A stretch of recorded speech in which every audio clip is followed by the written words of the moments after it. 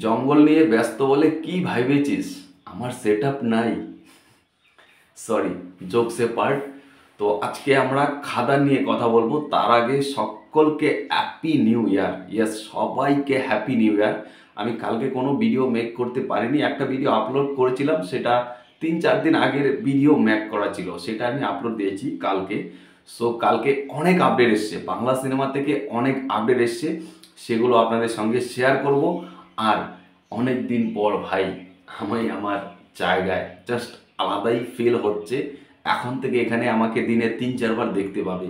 যাদের কমপ্লেন ছিল, দাদা তুমি কোথায় কোথায় হারিয়ে যাও, ভিডিও আসছে না কেন, ভিডিও আসে না কেন, সো আর চিন্তা নেই, এখন থেকে দিনে 3, 4, 5, 10, বেশি বাড়িয়ে বলে ফেলছি।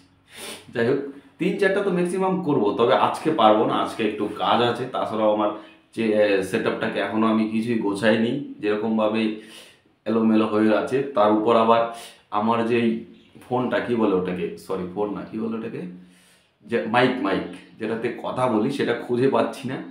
সেটা খুঁজে বের করতে হবে, তারপর সুন্দরভাবে এই যে ট্রেনের মধ্যে বসিয়ে তারপর ভিডিও করতে। ও সরি, আবার কেউ ভেবো না যে আমি লাল চা খাই।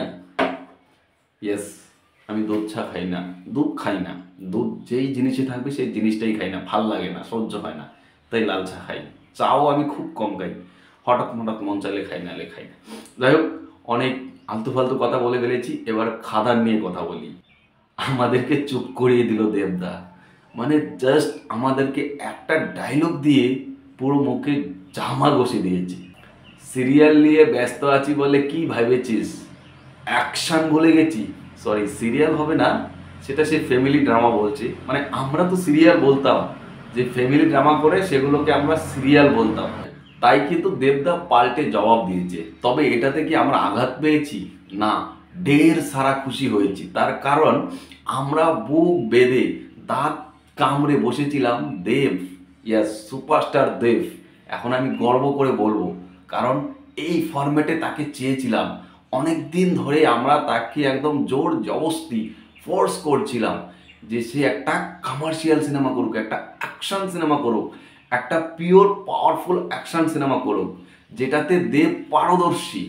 তো আমাদের অপমান লাগে না ভাই, সত্যিই গর্ব হচ্ছে। মানে বেশ, আজকে আমি বলবো যে he is the biggest superstar of Bengal. মানে আমি কি বলবো, মানে কি ভাষা আমি বুঝতে পারি। মানে ফ্যামিলিটা আমার যে অডিয়েন্সটা, সেটা সেই ক্যাটার করে নিয়েছে। দেব মানে এখন মানে যারা একটু ওল্ড এজের লোকগুলো আছে, তারা জানে যে দেব মানে এখানে একটা শান্তিপূর্ণ সিনেমা হবে, তারা যাবে সিনেমা দেখতে।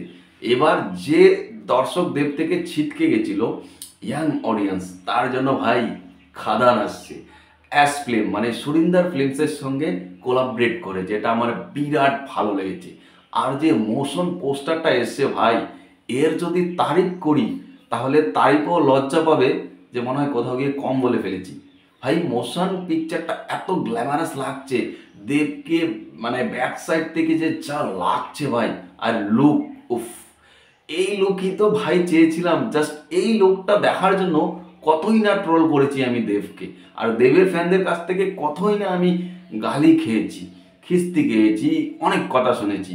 এমনকি আমার বরাবর বা আমার থেকে ছোট বড় যারা রিভিউয়ার রয়েছে, তাদের সঙ্গেও শুধুমাত্র এই নিয়েই ঝগড়া হয়েছে। যাই হোক, ফাইনালি দেব তার স্বপ্ন পূরণ করছে না, দেব ফ্যানদের তার স্বপ্ন পূরণ হচ্ছে না, আমার হচ্ছে। কারণ সবার কিস্তি তো আমি নিয়েছি মাথা পেতে, তাই আমার স্বপ্ন পূরণ করছে দেবদা। আজকে বুক টুকে বলতে পারি, আমাদের বাংলায় দুটো সুপারস্টার, দেব অ্যান্ড জিৎ, এই মুহূর্তে দাঁড়িয়ে জাস্ট দুই পৃথিবী। তো এই খাদান সিনেমার পোস্টারটা এসে পাশাপাশি এই পাওয়ারফুল ডায়লগটা, ভাই মানে জাস্ট আলাদাই। দেব কিভাবে বলছে ভাই, মানে ভয়েসটাকে এত সুন্দরভাবে দিচ্ছে, যে বলছে ফ্যামিলি ড্রামা নিয়ে ব্যস্ত আছি বলে কি অ্যাকশন ভুলে গেছি, ওটা আমারই কাজ।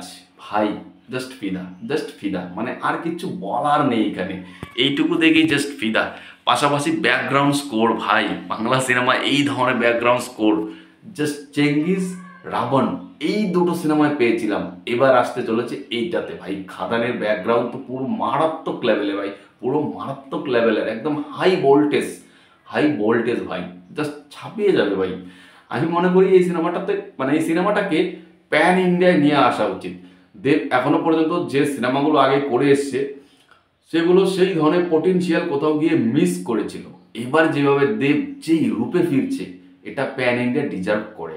আর আমি বলবো দেবদা এবার হয়তো এই যে পিভিআর আইনক্স এইসবের ধরে 2-4টা হল নিয়ে প্যান ইন্ডিয়া রিলিজ যেন না করে, সে যেন এ ফিল্মস এর মতো বড় যারা ডিস্ট্রিবিউটার রয়েছে তাদের সঙ্গে কোলাবরেট করে সিনেমাটাকে প্যান ইন্ডিয়া রিলিজ করে।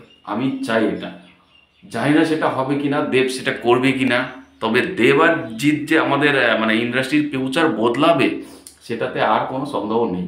এবার তো দেবজিৎ ভাই খেপে গেছে, এরা যদি উঠে দাঁড়ায় আশেপাশে কেউ টিকতে পারবে না।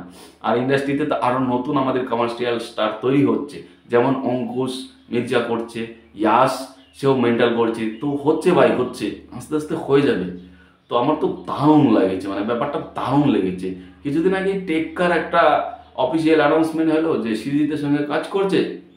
এবার ভাই খাদান সব থেকে মোস্ট অ্যান্টিসিপেটেড সিনেমা হবে খাদান ভাই, এটার জন্য লোক মানে গুগলে এখন থেকে সার্চ করা শুরু করে দিয়েছে এটাতে কি বিষয় কি বৃত্তান্ত। আরও ইদিকা পাল সঙ্গে নতুন একটা ফ্রেশ জুটি। ইদিকা প্রিয়তমা করে বাংলাদেশে মোটামুটি জনপ্রিয়তা পেয়েছে, ইন্ডিয়াতে যদিও এখনও সেই লেভেলে সে কিছু করেনি, বাট দেখা যাক ইদিকা এবং দেবের জুটি কেমন হয়। আমি তো ভাই রেডি হয়ে আছি, বাকিটা আপনাদের কি মতামত কমেন্টে লিখে জানান। আর অবশ্যই কাল পরশু থেকে মাইকটা সেট করে তারপর ভিডিও করব। আজকে যে কটা ভিডিও করব এভাবে বসে বা ওইভাবে বসে বা এইভাবে বসে হোয়াট এভার, যাই হোক, টাটা।